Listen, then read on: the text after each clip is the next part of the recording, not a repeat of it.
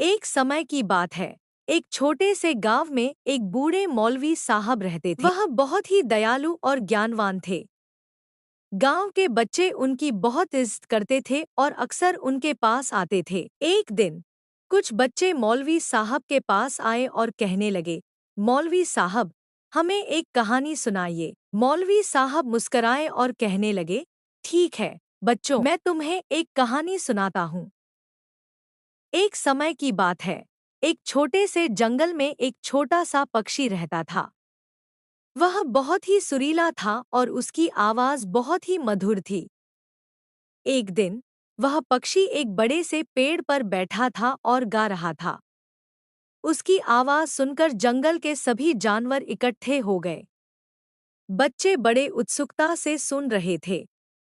मौलवी साहब आगे कहने लगे, उस पक्षी की आवाज इतनी मधुर थी कि जंगल के सभी जानवर उसकी आवाज सुनकर खुश हो गए। लेकिन एक बड़ा शेर भी था जो उस पक्षी की आवाज सुनकर क्रोधित हो गया।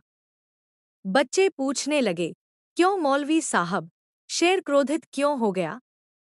मौलवी साहब कहने लगे, क्योंकि शेर को लगता था कि